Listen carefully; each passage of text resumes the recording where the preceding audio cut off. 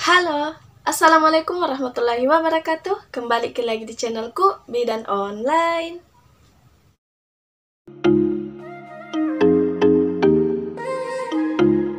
Di video kali ini, kita akan membahas tentang pemeriksaan pap smear. Tapi sebelum itu, untuk moms yang baru datang di channel ini, jangan lupa untuk klik tombol like, klik juga tombol subscribe, dan jangan juga lupa untuk aktifkan ikon notifikasi atau gambar lonceng, karena masih ada banyak hal yang akan saya bahas di video selanjutnya. Jadi jangan sampai ketinggalan, moms. Terima kasih. Halo, moms. Nah, di sini kita akan membahas tentang tes atau pemeriksaan pap smear. Ada yang pernah dengar atau mungkin baru mendengar kali ini bahwa ada yang disebut dengan pemeriksaan atau tes pap smear. Nah, apa sih itu? Nah, jadi pap smear ini adalah suatu tindakan yang dilakukan untuk menemukan suatu tindakan pemeriksaan yang dilakukan untuk menemukan apakah ada sel abnormal yang terdapat pada leher rahim atau serviks, di mana sel yang abnormal itu bisa memicu atau bisa menjadi penyebab terjadinya kanker. Atau secara singkatnya, di mana pap smear ini adalah suatu prosedur yang dilakukan untuk mendeteksi adanya sel kanker pada leher rahim atau serviks. Nah, kemudian siapa saja sih yang bisa melakukan tes atau pemeriksaan pap smear ini? Nah, jadi untuk kriteria yang bisa melakukan pap smear ini adalah seorang wanita yang sudah berumah tangga atau sudah bersuami yang usianya 21 tahun ke atas. Kemudian untuk perempuan yang usianya 30 tahun sampai 65 tahun itu sebaiknya pemeriksaan atau tes pap smear-nya itu dilakukan setiap 5 tahun sekali. Dan juga wanita yang memiliki resiko tinggi terkena atau mengalami kanker serviks, di mana memiliki faktor-faktor pendukungnya. Misalnya saja seorang wanita yang punya riwayat keluarga yang pernah juga mengalami kanker serviks. Kemudian penderita HIV, pengidap AIDS, dan juga wanita yang hasil pemeriksaan pap smear sebelumnya itu menyatakan bahwa terdapat sel prakanker. Kemudian juga wanita yang memiliki sistem imun yang lemah atau rendah, serta pengguna hormon estrogen sintetis. Nah, mungkin ada yang bertanya bahwa apa sih manfaat dari pemeriksaan pap smear itu? Nah, jadi di sini ada beberapa manfaat yang bisa kita dapatkan apabila kita melakukan pemeriksaan pap smear. Di antaranya itu pertama, itu bisa mendeteksi adanya kelainan sel yang bisa memicu terjadinya kanker serviks atau kanker leher rahim. Kemudian yang kedua, bisa mendeteksi secara dini adanya kanker rahim dan juga bisa menjadi pencegah secara dini. Misalnya ada sel atau sel prakanker yang didapatkan itu bisa mencegahnya sehingga tidak terjadi yang namanya sel kanker atau kanker serviks itu bisa diatasi secara dini. Kemudian juga bisa sebagai pengobatan atau bisa dibilang itu bisa meningkatkan peluang untuk kesembuhan. Nah, kalau misalnya kita ingin melakukan pemeriksaan pap smear, apa yang harus disiapkan, apa yang harus dilakukan, apakah ada hal-hal yang pantangan misalnya. Nah, jadi moms, untuk moms yang ingin melakukan pemeriksaan pap smear itu ada beberapa hal yang harus dilakukan dan harus dihindari. Di antaranya adalah yang pertama, untuk moms yang ingin melakukan pemeriksaan pap smear itu dianjurkan untuk tidak melakukan hubungan seks itu 2-3 hari sebelum dilakukan pemeriksaan. Kemudian yang kedua juga dianjurkan untuk tidak menggunakan pembersih untuk bagian kewanitaan, parfum ataupun bahan-bahan kimia lainnya di area kewanitaan 2-3 hari sebelum pemeriksaan pap smear. Dan pemeriksaan pap smear juga sebenarnya tidak akurat jika dilakukan pada saat menstruasi. Jadi sebaiknya dilakukan pemeriksaan itu 5 hari sebelum atau 5 hari setelah menstruasi. Kemudian untuk proses pelaksanaannya atau proses pemeriksaannya itu seperti apa?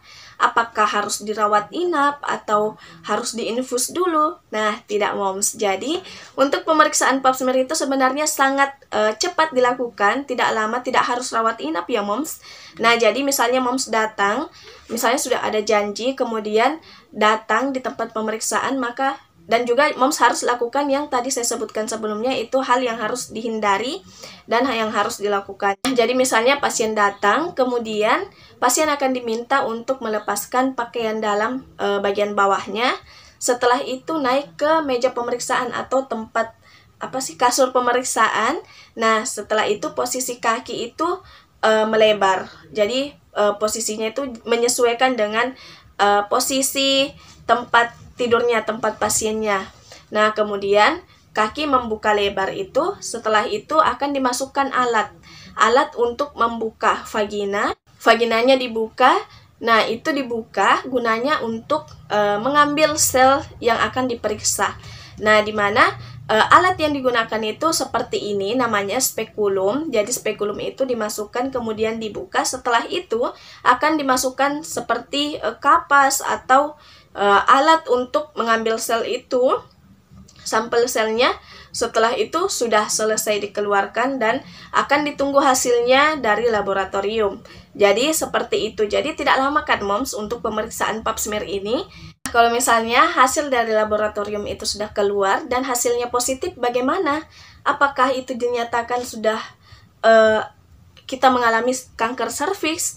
Tidak moms. Jadi meskipun hasil atau yang ditemukan itu adalah positif, maka itu belum bisa dikatakan dengan belum bisa dikatakan kanker serviks. Biasanya akan dilakukan lagi tes ulang tergantung dengan jenis sel yang ditemukan itu seperti apa. Dan dilanjutkan dengan pemeriksaan koloskopi. Selanjutnya, apakah pemeriksaan pap smear itu sakit? Nah, jawabannya sebenarnya pemeriksaan pap smear itu tidak sakit kok moms. Hanya saja ada rasa tidak nyaman pada saat dilakukan pemeriksaan. Pada saat dimasukkan alat, kemudian pengambilan sampel itu dilakukan sedikit tekanan. Dan sekali lagi itu sebenarnya tidak sakit, cuma ada rasa yang tidak nyaman yang dirasakan pada saat pemeriksaan. Dan rasa nyaman itu juga tidak berkepanjangan karena pemeriksaannya kan cuma sebentar, seperti itu moms. Tapi moms harus perhatikan ini. Setelah melakukan tes pap smear, ada hal yang harus moms perhatikan. Jika hal ini terjadi, maka sebaiknya moms harus segera periksakan ke dokter atau konsultasikan kembali. Harus kembali memeriksakan diri ke dokter, yaitu apabila moms setelah melakukan pap smear itu mengalami perdarahan hebat. Jadi misalnya keluar darah dari jalan rahir itu selalu keluar seperti menstruasi atau darah yang keluar itu banyak. Kemudian apabila moms mengalami nyeri perut yang hebat.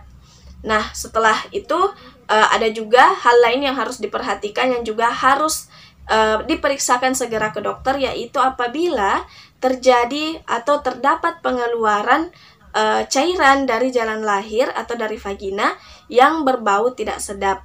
Dan juga jika moms mengalami demam, menggigil setelah dilakukan pemeriksaan pap smear tersebut. Jadi itulah tadi hal-hal yang harus moms perhatikan dan harus segera diperiksakan ke dokter setelah melakukan tes pap smear. Jadi bagaimana moms sudah dipahami tentang pap smear kali ini? Jadi untuk moms yang belum pernah melakukan tes pap smear, sebaiknya lakukanlah minimal 5 tahun sekali. Karena ini untuk mendeteksi sel kanker. Oke moms, mungkin itu saja dulu yang bisa saya sampaikan di video kali ini. Semoga bermanfaat. Kalau misalnya moms merasa bahwa video ini bermanfaat, jangan lupa untuk klik tombol like dan share agar banyak orang yang mendapatkan manfaat dari video ini. Terima kasih.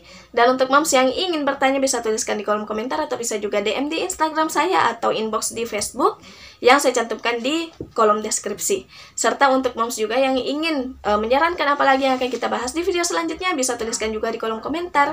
Terima kasih banyak sudah menonton. Wassalamualaikum warahmatullahi wabarakatuh.